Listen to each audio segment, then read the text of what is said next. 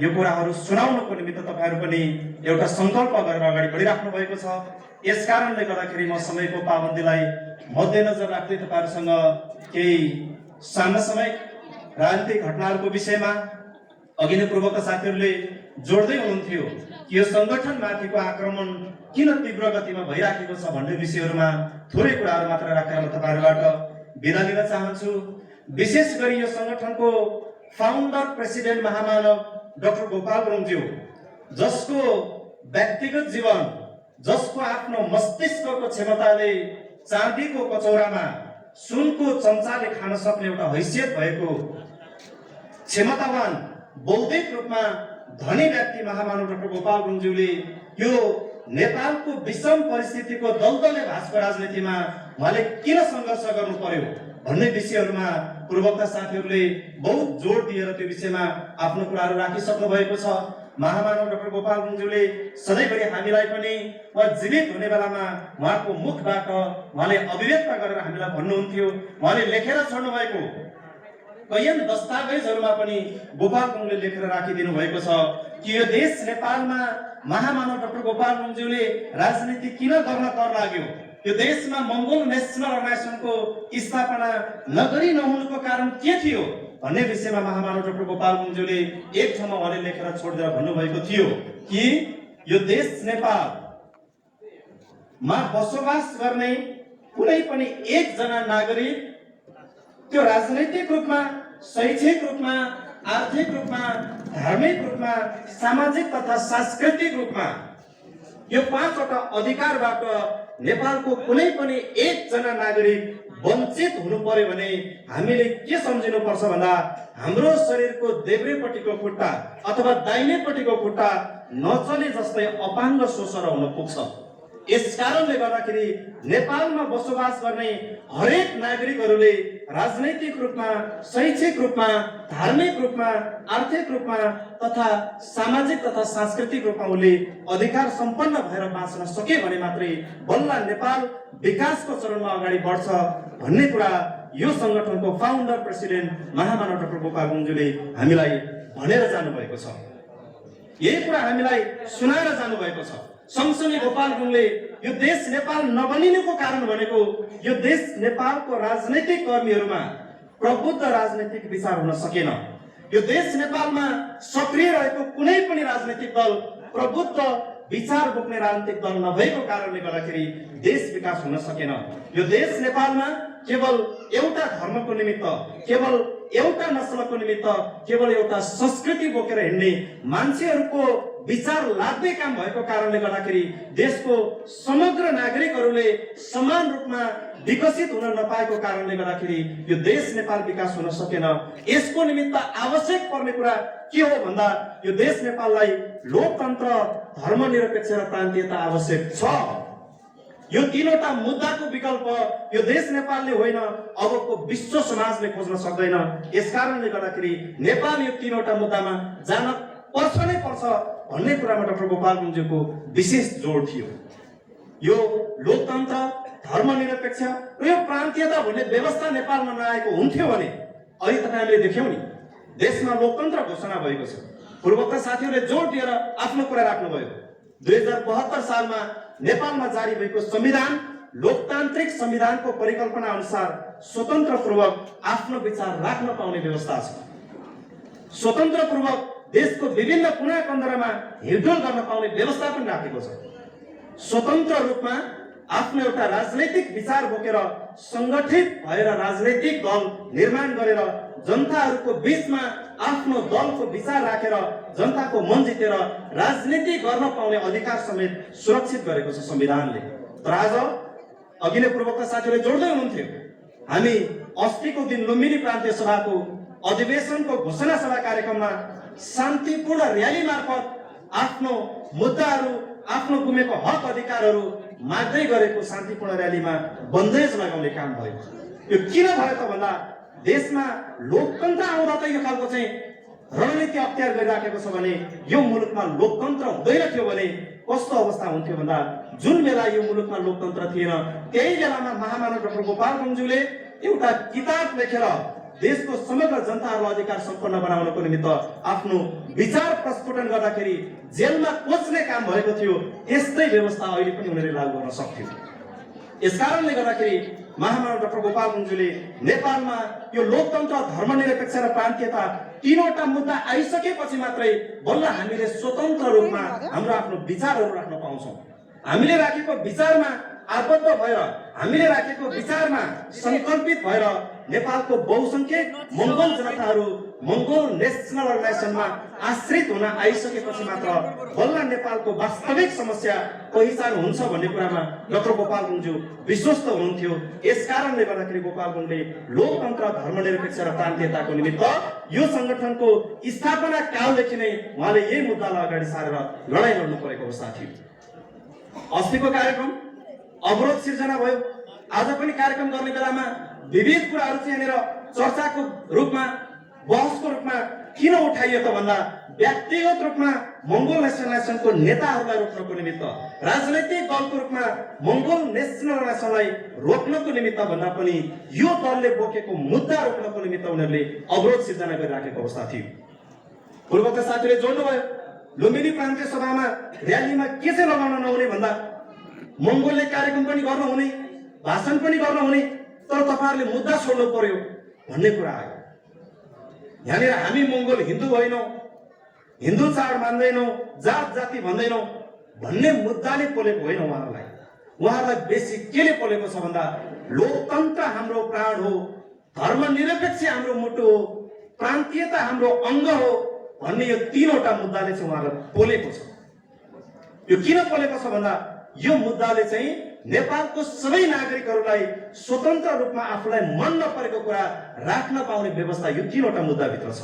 यसकारणले गर्दाखेरि देशमा लोकतन्त्र रहेसम्म जो मान्छेहरूले देशमा बसोबास गर्ने बहुसंख्यक नागरिकहरूलाई आफ्नो मुठ्ठीभित्र आफूलाई मन लागेको बेलामा उठ भन्दा उठिदिने, बस भन्दा बसिदिने, हिँड भन्दा हिँडिदिने, सुत भन्दा सुतिदिने बनाएर राखेको मान्छेहरू आफ्नै कब्जामा ल्याउन सकिन्छ भन्ने कुरा उहाँहरूलाई थाहा भएको कारणले गर्दा यो तीनवटा मुद्दाको निमित्त उहाँहरू तर्सिनु भएको छ।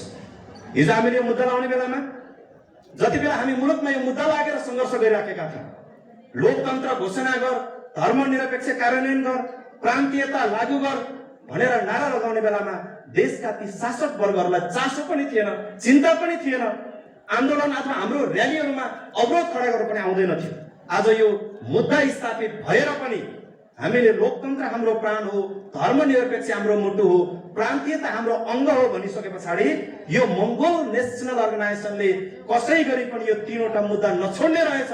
यसकारणले गर्दाखेरि यिनीहरूलाई बिथोल्नु पर्छ भन्ने उद्देश्यबाट अगाडि बढेको मान्छेहरूले यसलाई चाहिँ रोक्ने र छेक्ने काम भइराखेको चाहिँ हामीले बुझ्न सक्छौँ।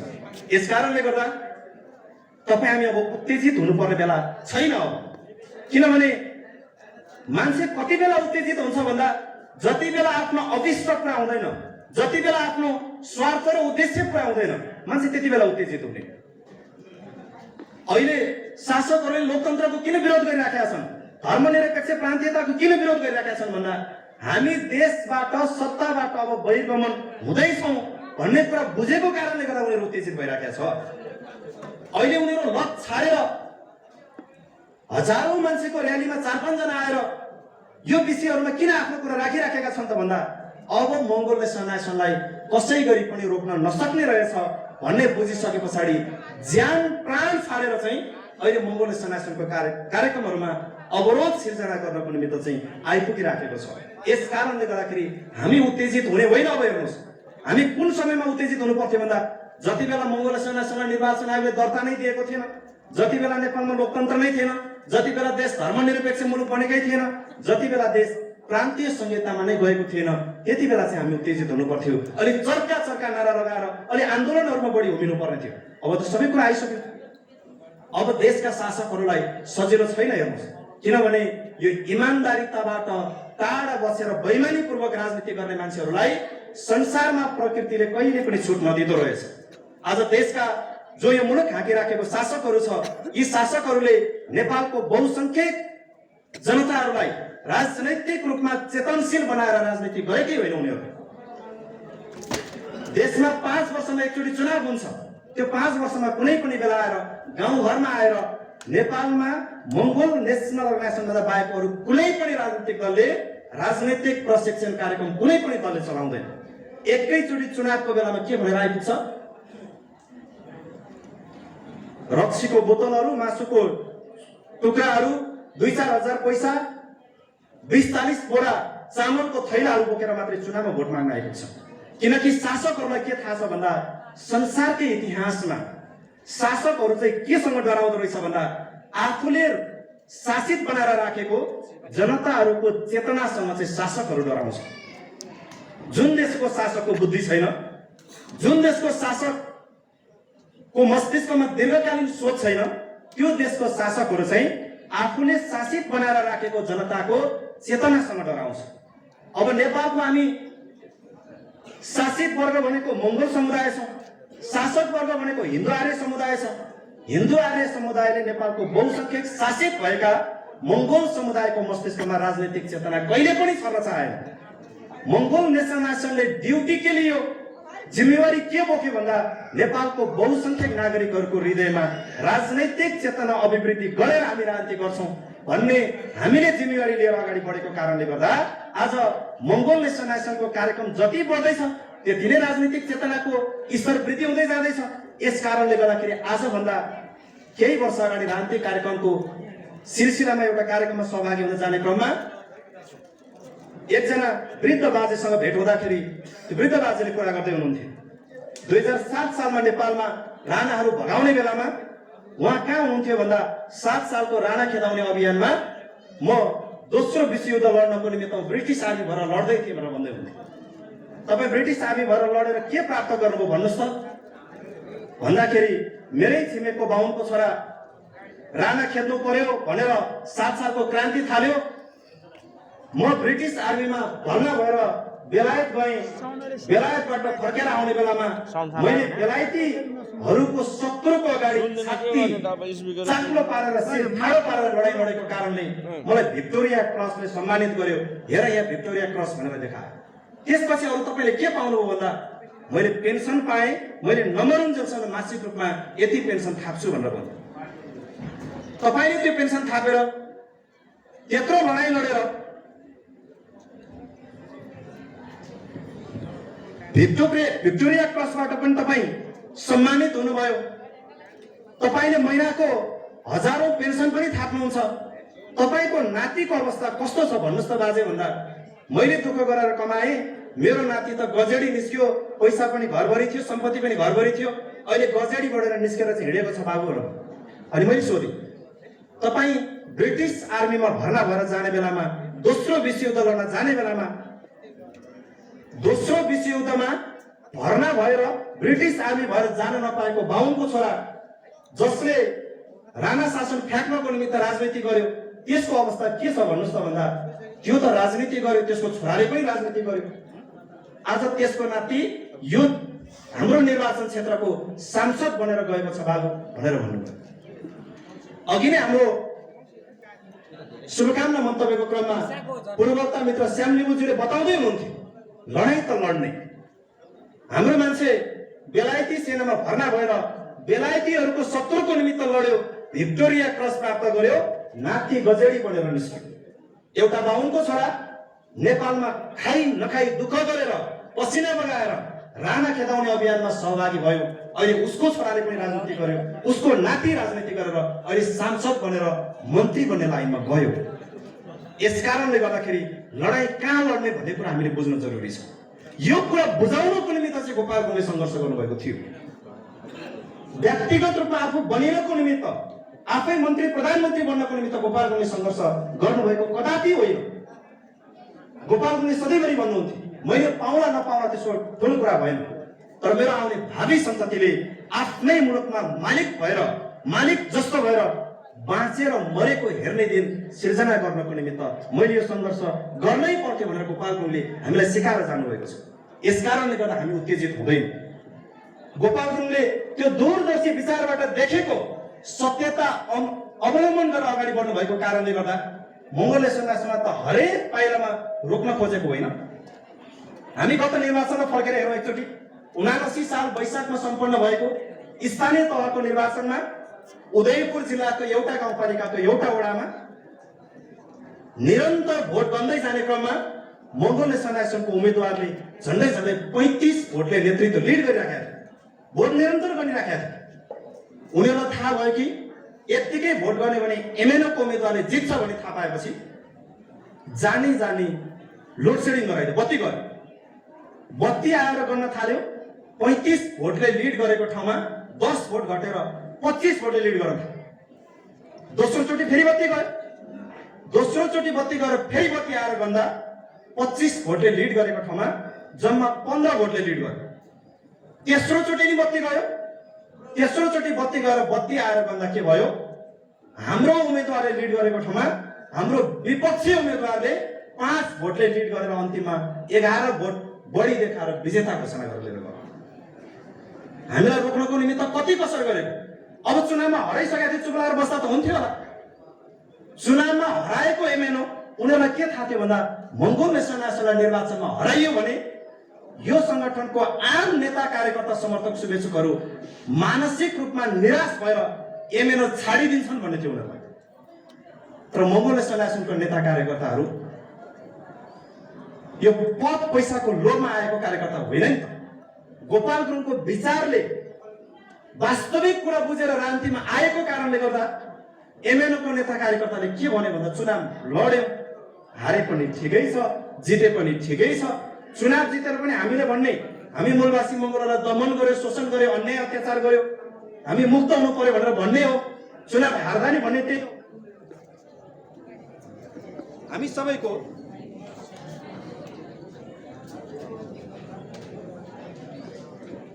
Bluetooth mode. हामी सबैको उद्देश्य भनेको गोपाल गुरुङको दर्शन सिद्धान्त फैलाएर अगाडि बढ्नु नै हामी सबैको उद्देश्य हो भन्ने कुरा मङ्गोल नेसनल एसोसिएसनको नेता कार्यकर्ताहरूले बुझेको कारणले गर्दा हामी यो अभियानमा निरन्तर हिँडिसके पछाडि उनीहरूलाई के भयो भन्दाखेरि चुनावमा त हामीलाई रोक्यो, अब कार्यक्रम गर्दा र्यालीमा रोक्नु पर्ने हो। यो चाहिँ कहिलेसम्म निरन्तर रहन्छ भन्दा यो देशका जो हिजो हामीले शासकको रूपमा चिनेका मान्छेहरू थियौँ उनीहरू यो हार्न थालेको लक्षण चाहिँ हो। यो हामी यत्तिकै बस्यौँ भने अब एमएनओले हामीलाई लटपट्याउँछ, त्यो ल्याकत अब एमएनओले राख्यो भन्ने कुरा बुझेको कारणले गर्दाखेरि जसै गरी पनि एमएनओ रोक्ने ठाउँमा उनीहरू पुगेको कारणले गर्दा अब उनीहरूलाई त सम्हाल्न त सजिलो छैन। हेर्नुहोस्, चुनावमा रोक्यो, अहिले कार्यक्रम रोक्नुपर्छ, भोलि अन्य अभियान रोक्नुपर्छ। कहिलेसम्म रोक्ने भन्दा यो मङ्गोल नेसनल एसोसिएसनलाई जति रोके पनि डाक्टर गोपाल गुरुङज्यूले भन्नुभएको छ नेपालमा एउटा यस्तो शक्ति छ, त्यो मङ्गोल शक्तिको रूपमा अगाडि आए पछाडि नेपालमा कुरा छोडिदिउँ, संसारमा यो शक्तिलाई रोक्न सक्ने अर्को कुनै शक्ति नै छैन भनेर भन्नुभएको छ।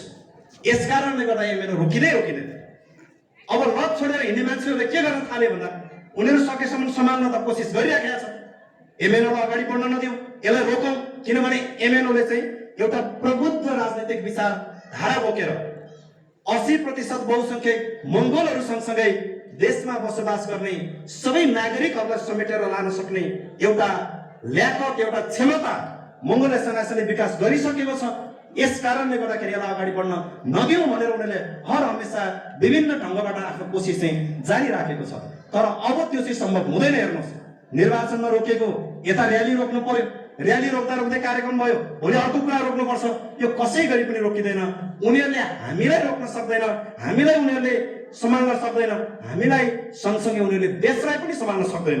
यस कारणले गर्दाखेरि तपाईँ हाम्रो काँधमा एउटा जिम्मेवारी के आएको छ भन्दा अब हाम्रो विरुद्ध खेल्ने यस्ता मान्छेहरूलाई पनि सम्हाल्ने जिम्मा चाहिँ तपाईँ हाम्रो काँधमा आएको छ। यस कारणले गर्दाखेरि तपाईँ हामी अब उत्तेजित भएर जाने होइन। उत्तेजित भएर को जाने, को छटपटिन्छ भन्दा जसलाई विषले भेट्छ त्यो मान्छे छटपटिने हुने होइन र। कति बेलासम्म छटपटिँदैन भन्दा जति बेलासम्म विषले भेट्दैन छटपटिँदैन। तपाईँले एउटा माछा पालेको पोखरीमा गएर विष हाल्नु त माछा सुरुमा छटपटिँदैन। जति बेला त्यो विषले माछालाई भेट्छ, माछालाई विषले भेट्न थालेपछि बल्ल त्यो माछा छटपटिन थाल्छ।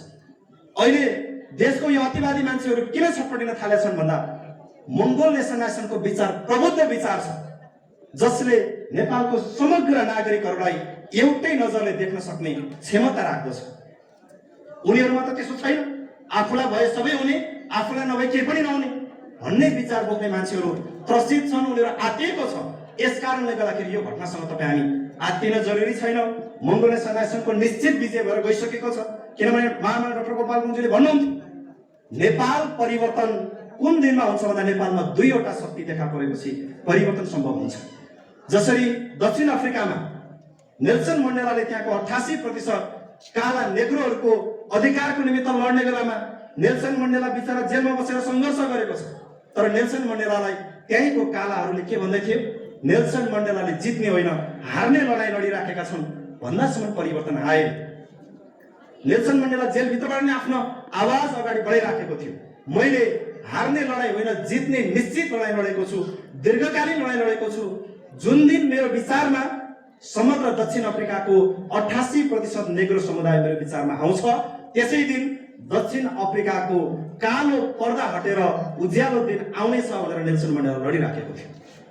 जुन दिन मण्डेलाको विचार बुझेर मण्डेलालाई सहयोग गर्यो, त्यसै दिनदेखिबाट दक्षिण अफ्रिकाको एउटा सुन्दर दिन सुरुवात भए जस्तै महामानव डाक्टर गोपाल गुरुङज्यूले भन्नुभएको छ, नेपालको बहुसंख्यक 80% मङ्गोलहरू एउटा शक्तिको रूपमा, 20% हिन्दू आर्य 52 क्षेत्रीहरू एउटा शक्तिको रूपमा दुईवटा राजनीतिक दल बनेर अगाडि बढिसकेपछि मात्र बल्ल नेपालको नागरिकहरूले के बुझ्न थाल्छन् भन्दा हामी चाहिँ कुन राजनीतिक दलमा भोट हाल्ने, मेरो पार्टी कुन हो, मलाई सम्बोधन गर्ने राजनीतिक दल कुन हो भनेर दुईटा भएपछि मात्रै बल्ल उसले चाहिँ छान्न पाउँछ। अहिले त देशमा झन्डै 200 वटा राजनीतिक दल छ। यो हो कि के हो? कांग्रेसबाट होइन एमाले रहेछ भन्यो, एमालेबाट भएन, एमाले होइन माओवादी, माओवादीबाट नि भएन, यो कुनै पनि होइन रहेछ गठबन्धन, त्यसबाट नि भएन, यो सबै होइन रहेछ नयाँ शक्ति, त्योबाट नि भएन, यो कुनै पनि होइन रहेछ अबको नयाँ स्वतन्त्र, त्योबाट नि भएन। अब कुनबाट हुन्छ भन्दा यही शासकहरूको कारणले गर्दाखेरि देशको राजनीति अब कसरी अगाडि बढ्दैछ भन्दा 80% बहुसंख्यक मङ्गोल समुदायको मान्छेहरू, तपाईले पनि नोटिस गर्नुभयो, 80 मङ्सिर 4 गते चुनावमा हामी दौडधुप गरेर यसपालि चुनाव चिन्ह कुखुराको भालेमा भोट हाल्नु भयो भने मात्रै देश र तपाईँ जोगिनुहुन्छ, यसमा भोट हाल्नुहोस् भन्दा 21औं शताब्दीमा यस्तो जातीय कुरा बोल्ने हो भन्ने मान्छेहरू आजभन्दा 1 महिना अगाडि काठमाडौँमा के भनेर आन्दोलन गर्दै थिए, हामीलाई पशु भन्यो भनेर आन्दोलन गर्दै थिए नि त। अब त चेत पलाउन थाल्यो नि त। यो मङ्गोल नेसनलाइजेसनको विचार छैन, सिद्धान्त छैन, बुझाइ छैन, मङ्गोल भन्छन् केही छैन भन्ने मान्छेहरू पूर्वतिर के गर्न थाले, हामीले खाइपाइ आएको कुरा खोज्ने, हामी लड्छौँ भन्न थाले नि त। हो, यसले चाहिँ अब के देखायो भन्दा नेपालमा एउटा मङ्गोल शक्ति, एउटा हिन्दू आर्य ब्राह्मण क्षेत्रीको आर्य शक्ति, दुईवटा शक्ति बनेर जान आँटेको कारणले र यसको समग्र नेतृत्व चाहिँ बौद्धिक हिसाबले मङ्गोल नेसनलाइजेसनले गर्न आँटेको देखेको कारणले गर्दाखेरि शासकहरू अहिले छटपटी राखेको छन्। अब तपाईँ हामीले उनीहरू छटपटेको बेलामा हामीले झन्झन छटपटाएर अप्ठ्यारो पार्ने भने तिनीहरूलाई पनि सम्हाल्नको निमित्त चाहिँ तपाईँ हामी तयार हुनुपर्छ हेर्नुहोस्। किनकि उनीहरूले आएर अवरोध गर्दाखेरि, उनीहरूले आएर अवरोध नगर्दाखेरि, उनीहरू आएर अगाडि नबढ्दाखेरि त अरू मिडियाले त हाम्रो कुरा देखाउँदैन। हेर्नुहोस्, नेपालमा जुन निकायले मङ्गोल नेसनलाइजेसनलाई बुझ्नु पर्ने थियो, नेपालको समग्र निकायहरूले बुझेको छ। जो यो देशलाई समृद्धशाली मुलुक बनाउनको निमित्त नेपाल सरकारको मातहतमा बसेर काम गर्ने सबै निकायले मङ्गोल नेसनलाइजेसनलाई बुझेको छ, अगाडि बढाएको छ। हामी सधैँभरि भन्थ्यौँ नि त, मङ्गोल नेसनलाइजेसनले यति ठुल्ठुला कार्यक्रम गर्छ, हामी यति धेरै बोल्छौँ, हाम्रो कुरा किन बोल्दैन भन्दा अरू त केही गर्नु नपर्ने रहेछ। 2 जना मान्छे उभिएर मङ्गोल भनेर एउटा गाई काट्ने बित्तिकै हाम्रो नाम लिन्छ। कसले काट्यो भन्दा मङ्गोल नेसनलाइजेसनले गाई काट्यो भन्छ, गोरु काट्यो भन्छ। उसले त के प्रमाणित गर्न खोजेको भन्दा एमएनओलाई बदनाम गर्न खोजेको, तर प्रचार चाहिँ कसो भयो भन्दा हाम्रै राजनीतिक दलको प्रचार भइराखेको छ। उसले फसाउन हामीलाई खोजेको। यस कारणले गर्दाखेरि मैले सधैँभरि भन्ने गरेको छु, नेपालको मेन स्ट्रिमको मिडिया, राष्ट्रिय स्तरको सञ्चार माध्यमहरूको ध्यान हामीतिर छैन, होइन हामीतिर बढी केन्द्रित छ। उनीहरूले त्यो कति बेला कास्टिङ गरेर देखाउँछ भन्दा जति बेला मङ्गोल नेसनलाइजेसनले गलत हरकत र क्रियाकलाप गर्न थाल्यो भने उनीहरूले त्यो कुरा देखाउन तयार भएर बसेको छ। यस कारणले गर्दाखेरि हामीले आफ्नो संयमतालाई निरन्तर रूपमा अगाडि बढाएर संवेदनशील भएर सावधानीपूर्वक यो मुलुककै नेतृत्व सम्हाल्नको निमित्त प्रबुद्ध राजनीतिक विचार बोकेर देशमा बसोबास गर्ने बहुसंख्यक मूलवासी मंगोलहरू सहित यही देशमा बसोबास गरिराखेका 20% हिन्दू आर्य ब्राह्मण क्षेत्रीयहरूलाई समेत यही समाजमा सामाजिक आर्थिक शैक्षिक अधिकार सम्पन्न बनाएर लाने हिसाबले सोचेर यो देश सम्हाल्ने जिम्मेवारी तपाईँ हाम्रो काँधमा किनै सकेन। त्यो जति रोक्न खोजे पनि एक न एक दिन त्यो ढल्छ नै ढल्छ। यस कारणले गर्दाखेरि देशका शासकहरूले कहिले चुनावमा रोक्न खोज्ने, कहिले कार्यक्रममा रोक्न खोज्ने, जताबाट रोके पनि उहाँहरू ढलेरै जाने हो। उहाँले जति हामीलाई रोक्ने कोसिस गर्नुभयो झन् हामीलाई त झन्झन बढी एनर्जी प्राप्त हुन्छ। हामीले के निर्केल गर्छौँ भन्दा उहाँले रोक्न खोज्दा हामी निर्केल के गर्छौँ भन्दा हामी सफल हुँदै रहेछौँ भन्ने कुरा निर्केल गर्छौँ। मान्छेले छिर्की कति बेला लाउँछ, जति बेला यसले मलाई जित्दैछ भन्ने बेला लाउने होइन, अरू बेला त त्यतिकै छाडिदिन्छ। यस कारणले गर्दाखेरि तपाईँले जे गरे तापनि मंगोल नेसनलाइजेसन रोकिँदैन र एउटा कुरा स्पष्ट रूपमा अब समग्र समाजभरि एउटा सन्देश के जान जरुरी छ भन्दा मंगोल नेसनल अर्गनाइजेसनले चाहिँ एउटा प्रबुद्ध राजनीतिक विचार राखेर यो देश नेपाललाई परिवर्तन गर्नको निमित्त वैचारिक राजनीति मार्फत ब्यालेट पेपर मार्फत यो देशमा परिवर्तन ल्याएर समग्र नागरिकहरूलाई यही मुलुकमा एउटा सुन्दर समाजमा बाँच्न पाउने एउटा परिवेश निर्माण गर्नको निमित्त मंगोल नेसनलाइजेसन संगठन सक्रिय रहेको कारणले गर्दा यसलाई छिन्न भिन्न पार्नको निमित्त यो शक्तिलाई अहिले मैले अघि पनि कुरा जोडिहाले। यो मंगोल नेसनलाइजेसन भनेको गाई काट्ने, गोरु काट्ने, झण्डा जलाउने, यो गर्ने त्यो गर्ने, यसो भन्ने उसो भन्ने भनेर समाजमा एउटा भ्रम सिर्जना गरेर मंगोल नेसनलाइजेसनमा नेपालको मंगोल शक्तिहरू नजोडियोस् भनेर षड्यन्त्रको एउटा खालको चाहिँ ताना बाना बोलेको मात्रै हो। यस कारणले गर्दाखेरि यो वास्तविक कुराहरूलाई चाहिँ तपाईँले पनि आफ्नो गाउँघर, मेलापात, चिया चौतारी, पानी पँधेरोहरूमा यो कुरालाई चाहिँ अब सञ्चारित गरेर नेपाल परिवर्तनको निमित्त मैले अघि पनि भनिहालेँ, दक्षिण अफ्रिकामा त्यहाँको समग्र बहुसंख्यक नेग्रो समुदायका मान्छेहरू नेल्सन मण्डेलाको विचारमा पुगेपछि परिवर्तन भए जस्तै नेपालको हकमा पनि हामी बहुसंख्यक मूलवासी मंगोल समुदायका मान्छेहरू मंगोल नेसनलाइजेसनमा आबद्ध भएपछि मात्रै बल्ल देश विकासको प्रथम श्रेणी चढ्ने काम सुरुवात हुन्छ, पहिलो पाइला टेक्ने काम चाहिँ सुरुवात हुन्छ भन्ने कुरा बुझेर अगाडि बढ्न जरुरी छ भन्ने कुरा यहाँको बिचमा राख्दै समयको पाबन्दीलाई ख्याल गर्दै अन्तमा हिजोको बन्द सत्रबाट यो गण्डकी प्रदेशको दोस्रो अधिवेशनको हिजोको बन्द सत्रबाट प्रेमबहादुर थापा मगरज्यूको नेतृत्वमा एउटा नयाँ सभा निर्माण भएर आइसकेको छ। उहाँसहित उहाँको सम्पूर्ण टिमहरूलाई अग्रिम कार्य सफलताको शुभकामना व्यक्त गर्दै तपाईहरुको व्यस्त समयको बावजुद पनि आयोजक सभाको निम्तोलाई स्वीकार यो कार्यक्रम सम्पन्न पार्नको निमित्त यहाँसम्म आएर हाम्रो कुरा सुनिदिनु भएकोमा सम्पूर्ण उपस्थित आदरणीय आमाबुवा, दाजुभाइ तथा दिदीबहिनीहरूलाई पनि विशेष धन्यवाद व्यक्त गर्दै अघि नै पूर्वोक्त साथीहरूले जोडिसक्नु भएको छ।